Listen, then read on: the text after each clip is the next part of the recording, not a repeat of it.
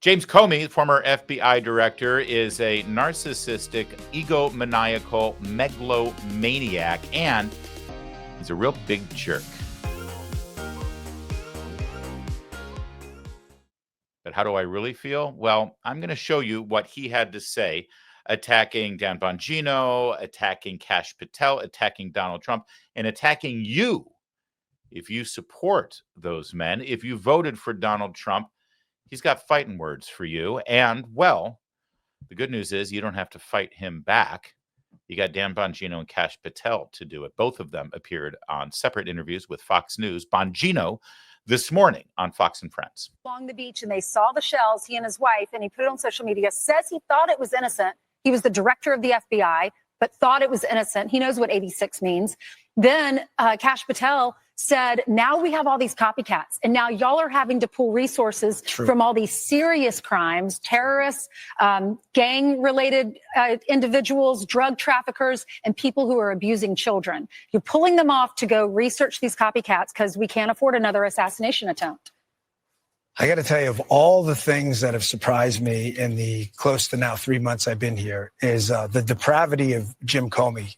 This man is a disgrace to the badge, the FBI, and the country. What he's doing right now, but one, going out and me and taking shots at Kash. Kash doesn't belong. Kash was the chief of staff at the Department of. Kash is a patriot. Kash has served in numerous high-level roles, taking personal shots while you're on the beach, implying a threat towards the president and blaming your wife about it. And let me just add about James Comey, Saint Comey, who walks around there moralizing to everyone how wonderful of a human being he is. What you said is absolutely accurate. We have wasted countless man hours now running out tips to our tip line about people putting 8647 because of Jim Comey, because he cannot control himself and his emotions. He is a child. He is a big child. And let me tell you one more thing. Jim Comey, who wants you to believe, Jim Comey taking a shot at the president. Oh, look at me. I'm such a victim. The president's going after me. He's making a ton of money on this book. The only person that got prosecuted was the president. Jim Comey, we're finding stuff even now. Wait till you read the stuff that's coming out. Does he still have loyalists in the building? Because when I hear the FBI director saying, you guys are finding boxes that are hidden. Okay, how does that happen in the Bureau? Well, we were there a couple of weeks, and luckily there were a lot of people up there who grabbed us by the arm the minute we came in and said, thank you for being here. We need to talk. There are people there who are really horrified at what happened. And there was a room, and we found stuff, a lot of stuff. A hidden room. I wouldn't call it hidden, but hidden from us at least, and not mentioned to us. And then we found stuff in there, and a lot of it's from the Comey era, and we are working our damnedest right now to declassify. And just so you know, because I get the public, I totally understand people saying, well, do it now. The process is not all the information is ours to declassify. Some is other intelligence agencies. It's not, we literally can't do it. Once that gets done and that gets out there and you read some of the stuff we found that, by the way, was not processed through the normal procedure, digitizing it, putting in FBI records. We found it in bags hiding under Jim Comey's FBI. Quickly, you're going to be stunned. The shells on the beach. Can you not talk to social media and say, y'all take this down? If you see anyone posting this, take it down. It's a threat to the president's life. Second thing, can you arrest people that post these like Comey? We make arrest decisions based on an interaction with the Department of Justice. We're the FBI, Federal Bureau of Investigation, not prosecution. The problem is a lot of these cases haven't been a Secret Service agent, is you're going to prove intent. And here's what you don't want. You say you arrest them, and he goes, there's not a magistrate that's going to, and the guy walks out of court doing a victory. You got to build the right case. You have to build a case. You need to build probable cause. I don't want to do what the left did, which is jump the gun. I mean, then you have a situation like the prior deputy director, prior to abate, Andrew McCabe, who goes back, files a lawsuit.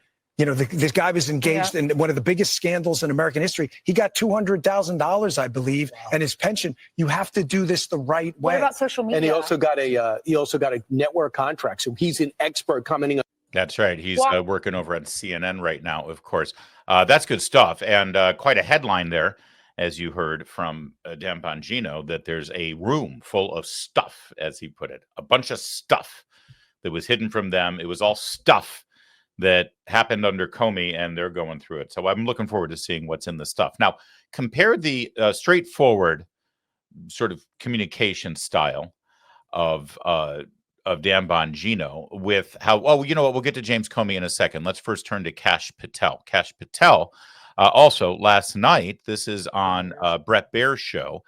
He also had plenty to say about his predecessor. That's James Comey. If he wants to come after me, no problem. I've been living rent-free in that guy's head for years, and that's just a bonus. Do you know how many copycats we've had to investigate as a result of that beachside venture from the former director? Is that right? Do you know how many agents I've had to take offline from chasing down child sex predators, fentanyl traffickers, terrorists? Because everywhere across this country, people are popping up on social media and think that a threat to the life of the president of the United States is a joke and they can do it because he did it. That's what I'm having to deal with every single day. And that's what I'm having to pull my agents and analysts off because he thought it was funny to go out there and make a political statement. The 8647, the president said that he believed it was an assassination message. On assassination attempts, I did ask the president on the Middle East trip about this. Is there frustration on your part? Will we get transparency? Will we know the bottom line story? It's very interesting because we have great people. I think Pam is incredible. I think Kash is incredible. I'm relying on my people to tell me what it is. You know, we have deep-seated craziness in this country, and I'm relying on my people. And so far, they're good. But so far, and in this case, it's Secret Service, they tell me it's fine. But it's a little hard to believe. A little hard to believe, considering my ear still hurts a little bit from that bullet that whizzed by. All right, so I appreciate the fact that Dan Bongino doesn't hold anything back, and he just says, let me tell you something about Comey, and then he tells you about Comey. Kash Patel says, let me tell you something about Comey, and he tells you about Comey. Now compare that approach, just a straightforward, tell it like it is, straight talk kind of approach, with this smarmy, obnoxious, smirking, duplicitous, lying sack of shit who used to be sitting holding the reins of power at the most powerful law enforcement agency in America, the director of the FBI. This guy who everyone calls a saint, that the left and the media love this guy. He's the last good cop in America. He's the most honest man in D.C. He's James Comey. Well, all right. So Comey was asked about Dan Bongino, the deputy director. He was asked about the fact that Dan Bongino put out on social media that they are investigating and reopening the investigations into the cocaine at the White House, the J6 pipe bomber, and the, what was the third one? The leak of the Dobbs decision at the Supreme Court. Now watch Comey and the way he reacts to this. And none of it seems genuine. None of it seems honest. It's like he's playing a part. He's like a bad amateur actor in community theater. Watch him, but at the same time, watch the passive aggressive way he goes on the attack against Bongino and Kash Patel, all while acting like gosh, I'm just a good guy. I have no idea what's going on. I have no idea what this means. I have no idea what that means. But I mean, he probably doesn't have much of an idea because he's not the sharpest tool in the drawer. But take a watch. Supported by a lot of conservatives out there. What do you make of this? It's a little confusing to me, honestly. I'm sure it's a huge adjustment to go from being a podcaster to being the deputy director of the FBI, but I don't understand this tweet. First of all, I assume that the investigation of the pipe bomb that was found on January 6th was never closed. The FBI never closes such a thing. So I guess it means they're going to focus on it more. And as to the other things, I thought the Supreme Court marshal had investigated the leak of the opinion, the draft opinion. I don't know what the FBI's role is there. Cocaine at the White House, I thought the Secret Service investigated that. So I don't follow it and understand it. I also don't understand who the audience is for this tweet. The FBI often calls for public assistance or in matters of great public concern will announce an investigation to reassure the public. This seems much more narrowly targeted, maybe to a former podcast audience. All right, I'll jump in here. There's more here. So there's the attack on Bongino because he's just a podcaster. Again, Dan Bongino He's a former cop. He's a former Secret Service agent. He has great contacts within the federal government law enforcement agencies. He's also run for Senate. He's run for Congress. He's been in the public eye for quite some time. And frankly, he did more investigative reporting on the Russiagate hoax. See, Comey's got his ass out of shape here because he knows that Bongino exposed all the lies that Comey was engaged in with Russiagate. That's the bottom line here. And so he's got his nose out of joint, as it were. But did you notice? Let me just explain something to you. Because he's acting so beleaguered. James Comey's so, I don't know. I don't understand this. I thought that this was like, how am I supposed to know? I was just walking on the beach. I just found some seashells. See, if that's really truly how he felt, you know what the appropriate answer would, you know how a normal person would have answered Wolf Blitzer's question about this? If he really didn't understand it, he didn't know anything about it, and really just didn't want to get involved in all of this craziness going on because he's just an author now and he just wants to talk about his book. Here's what he would have said. He would have said, you know what, Wolf, I honestly don't know what's going on over there. That's really up to them. You should ask them what's going on. But here, let me tell you about my book because I'm really proud of the work that I've done on my book. See, that's what a normal person would say. But instead, he pretends like he's like, golly gee willikers, I have no idea what Dan Bongino's talking about. I guess he's just, it's really hard for him as a former podcaster. He's acting like one of the women at The View. He's acting like a cast member from Sex and the City, right? With all this, oh gosh, gee, it's just terrible that you've had to go from being a podcaster to now being deputy director of the FBI. Must be hard for you. Which is sort of this girly, passive-aggressive way of saying, you don't know what you're doing, bitch. Right? That's what he's really saying. But he's acting, again, like a teenage girl on Instagram. Everything about this man is a fraud. An absolute fraud. He's not acting like someone who wants to be removed from all of this. I'm not political. I'm just the former FBI director. I never got involved in politics. I just called balls and strikes. I'm just a cop, so don't drag me into these politics. And yet everything he says is so calculated and so political. You know what he's really sounding like? He's not sounding like a former FBI director. He's not sounding like an author of a novel that he's trying to sell. He's acting like a political operative who either wants to run for office or maybe wants to go back to his old gig as the FBI director when there's a new president who might appoint him. That's what he's sounding like. Don't believe me? Well, take a look at his next swipe. This one at Kash Patel. That's potentially what's going on. I want to get your also reaction to an exchange the new FBI Director Kash Patel had with Democratic Senator Patty Murray during a recent congressional hearing. Listen to this. Director Patel, where is the FY 2026 budget request for the FBI? It's being worked on, ma'am. Have you reviewed it? Have you approved it? Not yet. When will we get it? As soon as I can get it from my interagency partners and get it approved. That is insufficient and deeply disturbing. No response? I've given my response.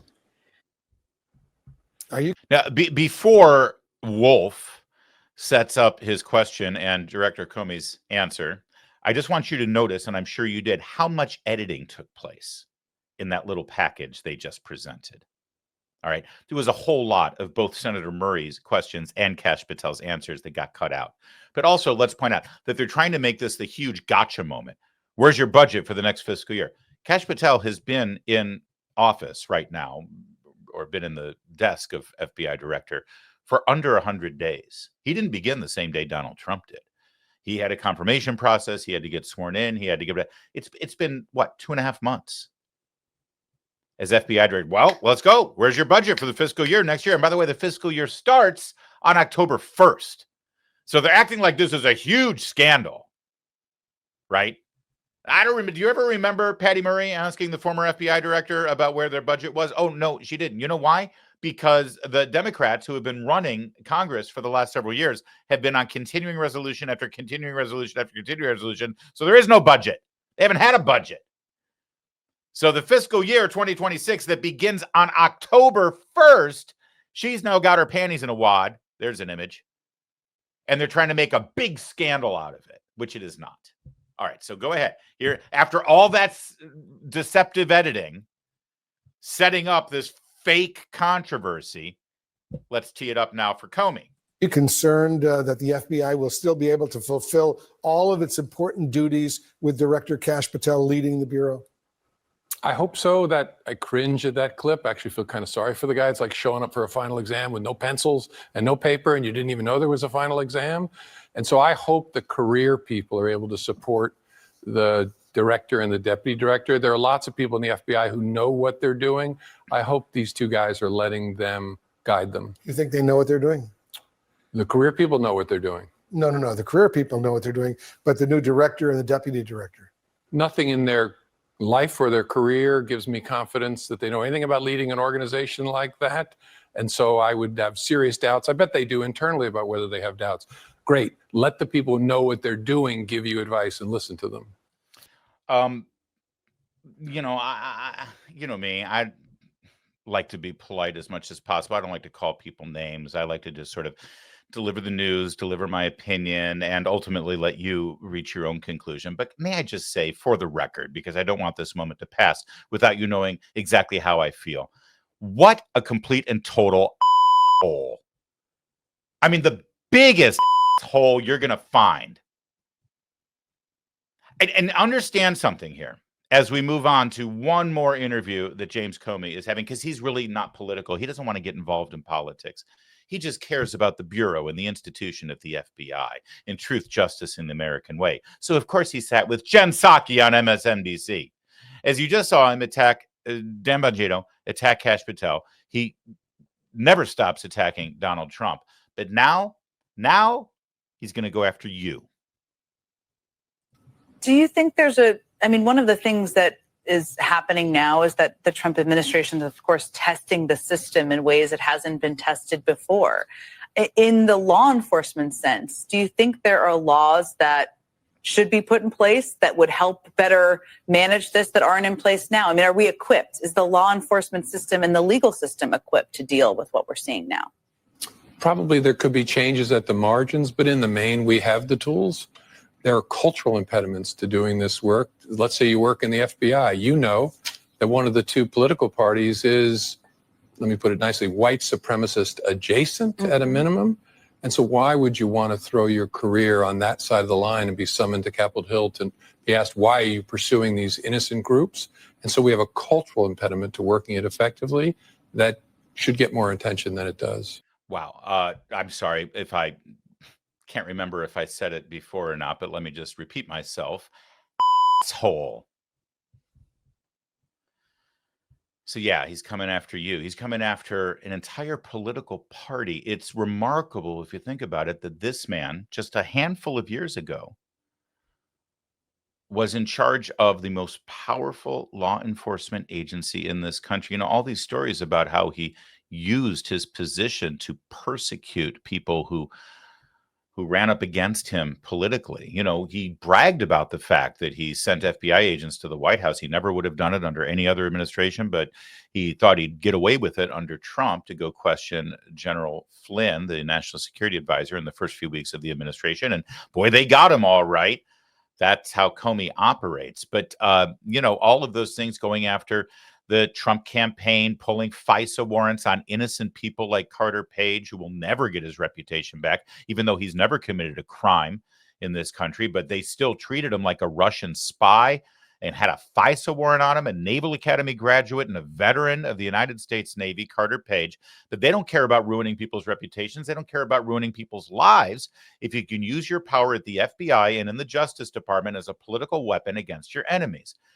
These are all the accusations that we have levied against James Comey until once we found out exactly what went on under his watch. And he claimed, oh, no, I'm not political at all. I don't take any political bias to the table. And yet, did you just hear how he described the Republican Party, the entire party, the people who vote for the party, as well as the people who are officially members of the party, you know, they hold elected office as a Republican?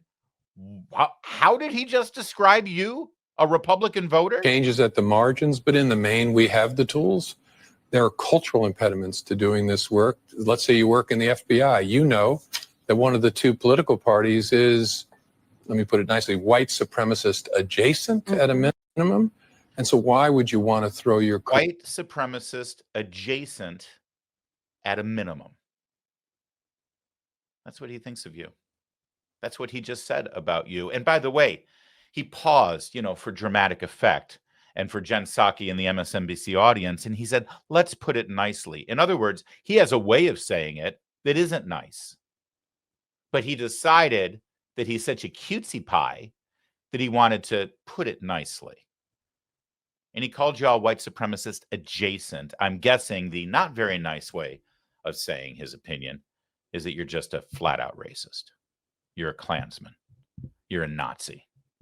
That's James Comey. That's James Comey, who the left and Democrats and this network, MSNBC. I mean, where's Jen Psaki saying, hold on, Director Comey, isn't that a little too far? You just called an entire political party akin to a Klan. Isn't that a bit much? But no, at MSNBC, that's typical. That's normal. Fine. They are who they are. This guy was the director of the FBI. He had subpoena power. He could work with the U.S. attorneys and call a grand jury. He could ruin your life. And he did. He did. He ruined many people's lives. And now we know, he said the quiet part out loud. Those people's lives he ruined were Republicans. And it makes righteous sense because, in his opinion, to put it nicely, Republicans are white supremacists. But don't miss the really, really important message embedded in this atrocious, offensive moment. Let's roll it back just a little bit, because this statement about Republicans being, let's put it nicely, white supremacist adjacent, that message is not for Jen Psaki, and it's not for the audience at MSNBC. He's specifically directing this message to anyone who currently works at the FBI. Understand what he's saying here. You work in the FBI, you know that one of the two political parties is, let me put it nicely, white supremacist adjacent at a minimum.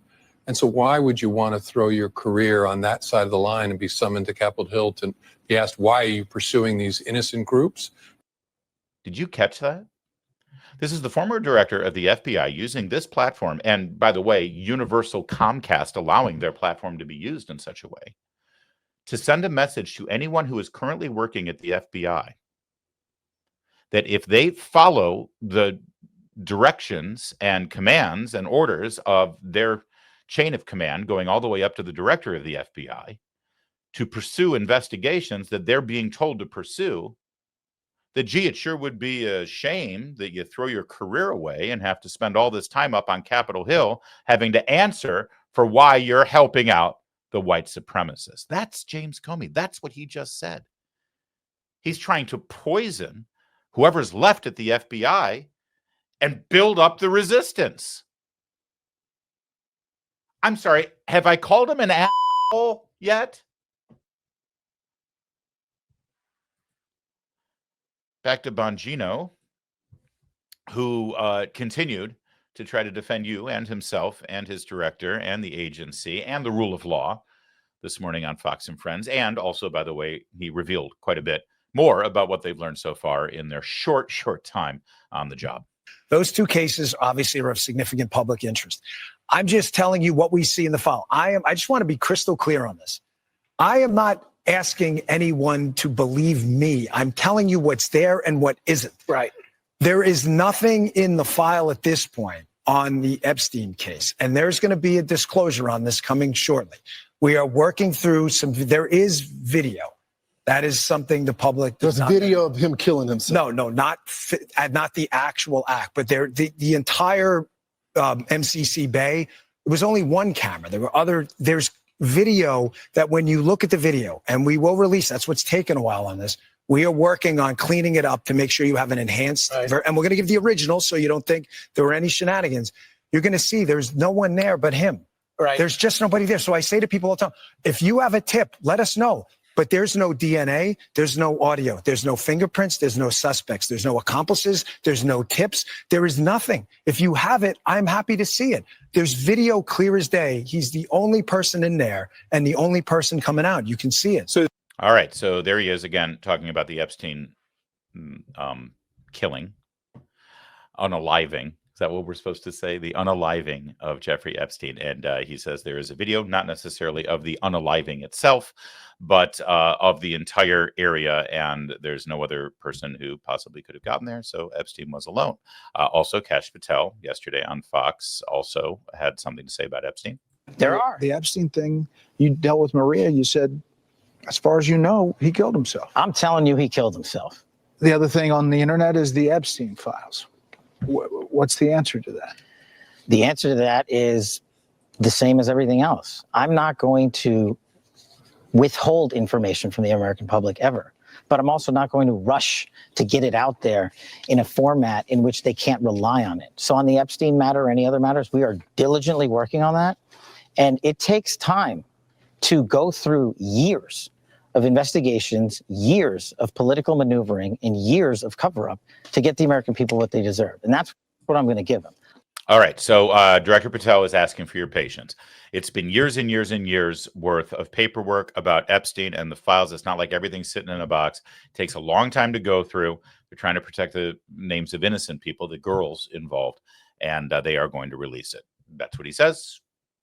You can decide whether you are willing to be more patient. Meanwhile, on January 6th, Kash Patel had a lot more to say, and it's quite intriguing. More importantly, people have had questions about January 6th and whether or not there were FBI sources, not agents, sources on the ground during January 6th. And I told you I would get you the definitive answer to that, and we have. And we are in the process, again, of working with our partners to divulge that information, and it is coming.